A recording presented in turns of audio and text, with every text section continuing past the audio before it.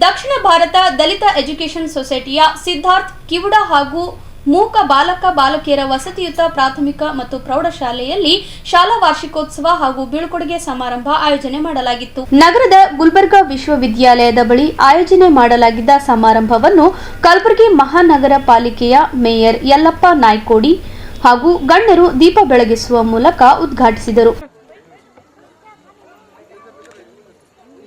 ಈ ವೇಳೆ ಮಾತನಾಡಿದ ಗಣ್ಯರು ದಕ್ಷಿಣ ಭಾರತ ದಲಿತ ಎಜುಕೇಷನ್ ಸೊಸೈಟಿಯ ಸಿದ್ಧಾರ್ಥ್ ಕಿವುಡ ಮತ್ತು ಮೂಕ ಬಾಲಕ ಬಾಲಕಿಯರ ವಸತಿಯುತ ಪ್ರಾಥಮಿಕ ಮತ್ತು ಪ್ರೌಢಶಾಲೆಯ ಶೈಕ್ಷಣಿಕ ಸೇವೆಯನ್ನು ಕೊಂಡಾಡಿದರು. ಶಾಲಾ ವಾರ್ಷಿಕೋತ್ಸವ ಸಮಾರಂಭವು ಅದ್ದೂರಿಯಾಗಿ ಜರುಗಿತು. ಶಿಕ್ಷಣವನ್ನು ಮುಗಿಸಿ ಉನ್ನತ ಶಿಕ್ಷಣಕ್ಕೆ ತೆರಳುತ್ತಿರುವ ವಿದ್ಯಾರ್ಥಿಗಳಿಗೆ ಶಾಲೆಯ ಆಡಳಿತ ಮಂಡಳಿಯು ಶುಭ ಕೋರಿ ಆತ್ಮೀಯವಾಗಿ ಬೀಳ್ಕೊಟ್ಟಿತು.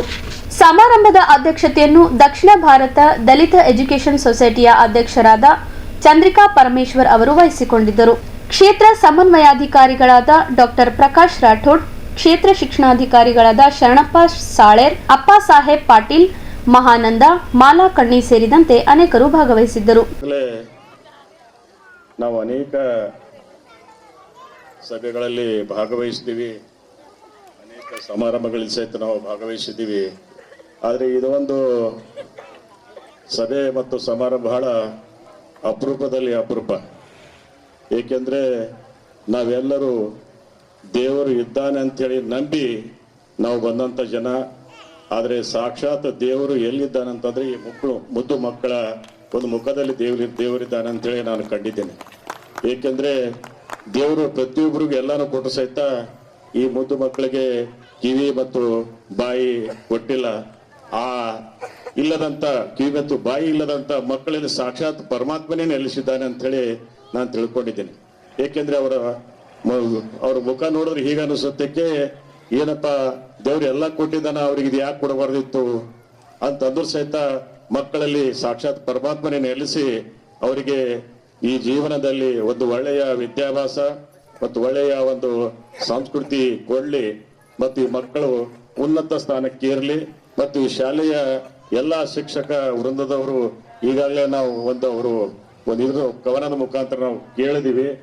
ಈ ಒಂದು ಮಕ್ಕಳಿಗೆ ತಾವು ಯಾವ ರೀತಿ ತಮ್ಮ ಮಕ್ಕಳನ್ನು ಸಲಹುತ್ತೀರಿ ಅದಕ್ಕಿಂತ ಹೆಚ್ಚಿನ ಗಮನ ಈ ಮಕ್ಕಳಿಗೆ ಕೊಡ್ಬೇಕಂತ ಹೇಳಿ ನಾನು ತಮ್ಮಲ್ಲಿ ಅತಿ ಕಳಕಳಿಯಿಂದ ಕೇಳ್ತೇನೆ. ಏಕೆಂದ್ರೆ ಈ ಮಕ್ಕಳು ಏನೂ ಕೇಳಂಗಿಲ್ಲ, ಏನೂ ಬೇಡಂಗಿಲ್ಲ, ಏನೂ ಅವ್ರ ಆಶೆನೇ ಮಾಡಂಗಿಲ್ಲ.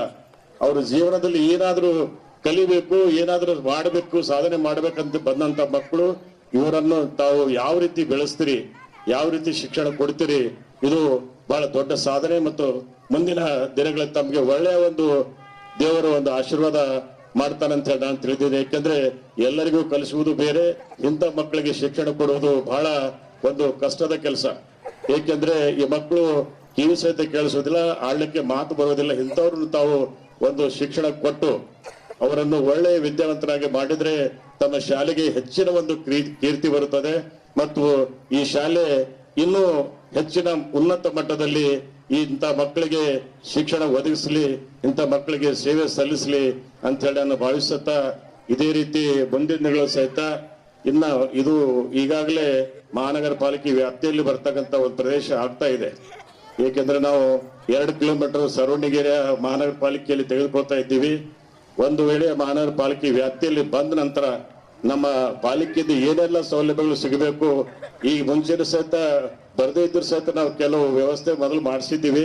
ಸಂಸ್ಥೆಯ ಸಂಸ್ಥಾಪಕರಾದಂತ ಪೂಜ್ಯ ನಮ್ಮ ತಂದೆಯವರ ಪಾದಕ್ಕೆ ಸ್ಮರಿಸುತ್ತಾ, ನಮ್ಮ ತಂದೆಯವರ ಆಶೀರ್ವಾದ ಈ ಮಕ್ಕಳ ಒಂದು ಶಿಕ್ಷಣ ಬಹಳಷ್ಟು ಮುಂದುವರಿಬೇಕನ್ನೋದು ಅವರಿಗೆ, ಇದು ಬಹಳ ದೊಡ್ಡ ಮಟ್ಟದಲ್ಲಿ ಬೆಳೆಸ್ಬೇಕನ್ನೋದೊಂದು ಆಸೆ ಅವ್ರದ್ದಾಗಿತ್ತು. ಅವರ ಆಸೆಯನ್ನು ಈಡೇರಿಸಲಿಕ್ಕೆ ನಾವೆಲ್ಲರೂ ಕೂಡ ಕಂಕಣಬದ್ಧವಾಗಿ ನಮ್ಮ ಫ್ಯಾಮಿಲಿದವರೆಲ್ಲರೂ ಕೂಡ ಈ ಒಂದು ಸಂಸ್ಥೆಯನ್ನು ಮುಂದುವರಿಸಲಿಕ್ಕೆ ನಾವು ಸತತವಾದಂಥ ನಮ್ಮ ಪರಿಶ್ರಮ, ನಾವು ಸೇವೆ ಮಾಡಲಿಕ್ಕೆ ನಾವೆಲ್ಲರೂ ಕೂಡ ಸಿದ್ಧವಾಗಿದ್ದೀವಿ. ಯಾಕಂದರೆ ಅವರ ಹೆಸರು ಯಾವಾಗಲೂ ಕೂಡ ಅಮರವಾಗಿರ್ಬೇಕಂತ ಹೇಳಿ ನನ್ನ ಆಸೆ ಇದೆ.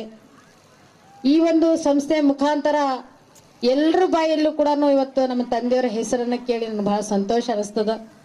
ಅವರ ಹೆಸರು ಇದೇ ರೀತಿ ಉನ್ನತ ಮಟ್ಟದಲ್ಲಿ ಬೆಳಿಬೇಕು. ಅವರಿದ್ರೆ ಇನ್ನೂ ಬಹಳಷ್ಟು ಶಕ್ತಿ ನಮ್ಮೆಲ್ಲ ಸಮಾಜಕ್ಕಾಗ್ಲಿ, ನಮಗಾಗ್ಲಿ, ಈ ಮಕ್ಕಳಿಗಾಗ್ಲಿ ಬಹಳಷ್ಟು ಇರ್ತಾ ಇತ್ತು. ಆದರೂ ಅವ್ರು ಎಲ್ಲೇ ಇದ್ರು ಕೂಡ ಈ ಮಕ್ಕಳ ಮೇಲೆ ಅವ್ರ ನಿಗಾ ಇದ್ದೇ ಇರುತ್ತೆ ಅಂತ ಹೇಳಿ ನನ್ನ ಆಸೆ ಇದೆ. ಯಾಕಂದ್ರೆ ನಾವು ಯಾವಾಗಲೂ ಕೂಡ ಇಂಥ ಮಕ್ಕಳನ್ನ ಯಾಕೆ ನೀವು ಶಾಲೆ ತೆಗ್ದಿದ್ರಿ, ಎಲ್ಲ ಮಾತು ಬರ್ತಕ್ಕಂಥ ಮಕ್ಕಳ ಶಾಲೆ ತೆಗೆದು